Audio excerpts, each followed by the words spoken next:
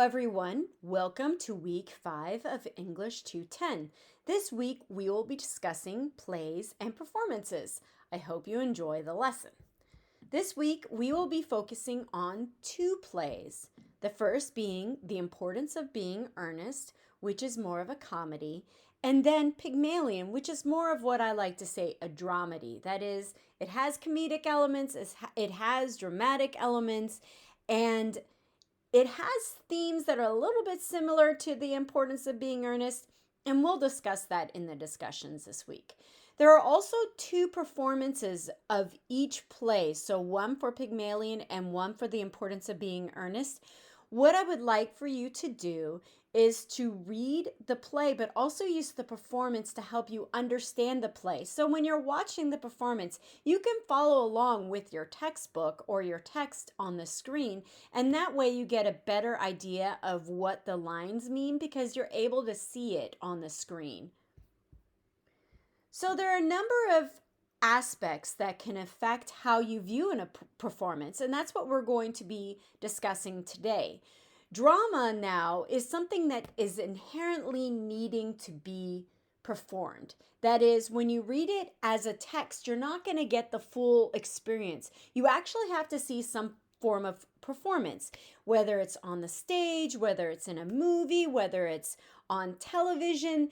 These are meant to be seen and experienced. And so that's something important for you this week. I don't want you to just read the text. I want you to experience the literature.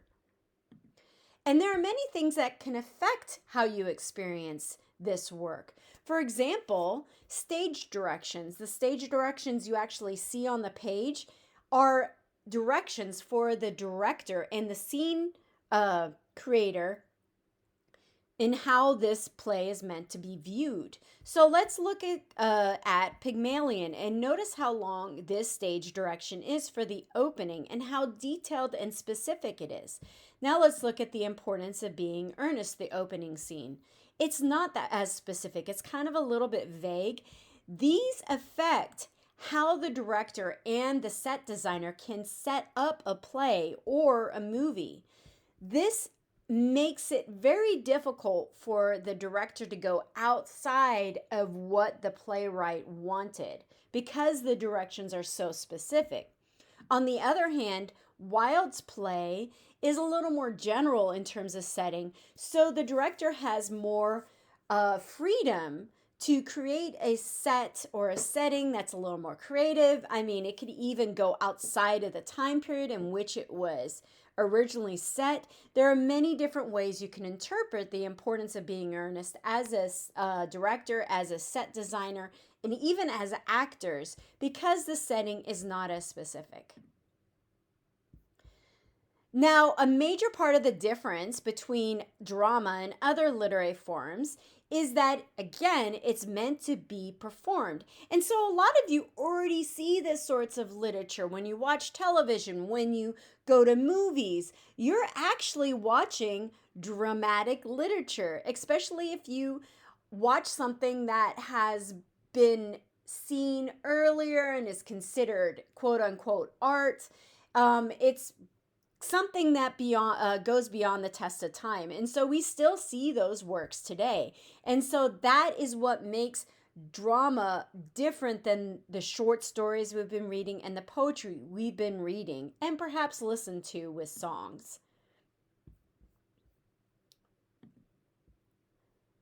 So the previous slide discussed how dramatic works can have a certain emotion behind it. And so, like I said, this week, The Importance of Being Earnest is meant to be funny, and the Pygmalion is meant to be more of a dramedy. Now, the audience will view it that way could view it that way depending on the director and the actors. But also, if you don't see it as a comedy, or if you think Pygmalion is hilarious, then that's a perfectly fine interpretation. So it's not just how it's performed, but also how you view the work. Okay? But also, in addition to that, works you could see, for example, Annie, let's say the musical Annie. You can watch the original version from 1940, or watch the movie version from 1980 something, or the most recent version that happened around 2010, I believe. Each one has different performances, uses different directors, has different settings, and so you're going to get a different feeling from the way it's performed. So although the text remains the same, because of the casting, the set design, and the directors, you're going to get a different viewpoint of the work.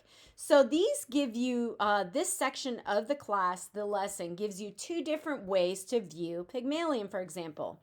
This one is a television version, and this one is actually a play version.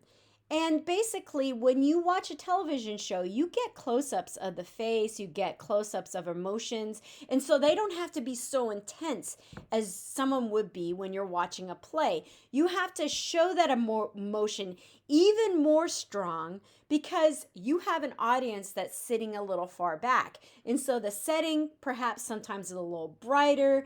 The actors speak a little louder simply because the audience is a little farther back and they can't see individual faces close up like they can in a television performance. And I discussed this earlier about how important it is when you read a dramatic work to also view a performance because it makes understanding the work that much easier. Also, it's important to note that citing plays is a little bit different or can be a little bit different depending on the kind of work that you're citing. So, for example, this week we're reading two prose plays, which is The Importance of Being Earnest and Pygmalion. Technically, you should put the page number with the author's last name in the citations, the in-text citations for these plays. Obviously, the versions that we're reading do not have page numbers, so you could just put the last name of the author. If you wanted, you could also put the act and the scene, but you definitely need to put the last name in the in-text citation. And here's a sample citation that you can use in your works cited list. All right, well, hopefully my small lesson helped you a little bit. This week you have two assignments in addition to the readings, and you really do need to read the assignments. You also need to watch two performances in order to answer the discussion questions. So this week you're going to be continuing your classroom poetry project. Remember that you need to kind of follow along with the same thing as your theme as your other classmates, and also try to follow the rhythm and rhyme that's been set up in this poetry project. So this is a carryover from week 4, and we're going to be completing this poetry project during week 5. You also have a discussion due. There are several threads that you need to answer. But all of them are based on the performance of being earnest. And remember what I discussed earlier about how certain performance elements, for example, actors, directors, setting, can make a viewpoint of a performance vary with the audience. And then this one kind of combines both works, where both works discuss class in terms of the quote unquote upper class, the more wealthy, and then the lower class, those who aren't as wealthy, and how easy it is for those within these different classes to move from lower to upper, from upper to lower, how easy it is to be able to move around. Now, this is based on Victorian England, so the turn of the century and turn of the 20th century in England. So it's maybe not as related to what is going on today, but it certainly was going on during the Victorian era and the early 20th century. So kind of keep that in mind while you're listening and experiencing both The Importance of Being Earnest and Pygmalion, because the two of them do focus on this. Now, carried over from this, I want you to discuss how these plays discuss issues within the turn of the 20th century, like I said before. Are these issues still seen today, and most specifically in the United States? So that's something you could discuss as well, especially gender issues. You see certain women reacting in a certain way. What I would like for you to do is to see if these sorts of gender issues are still experienced today. So you can discuss class, you can discuss gender It's really up to you.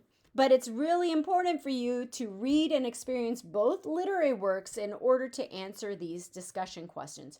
Also, you could focus on these plays or one or both of these plays for the final research paper, and these might be a little bit easier for you than the Shakespeare plays that we'll be reading next week. Well, I hope this helped you a little bit. If you still have questions, please go ahead and message your instructor. We'll be happy to help you. I hope you enjoy the readings. I hope you enjoy the performances, and I hope you have a great week. See you soon.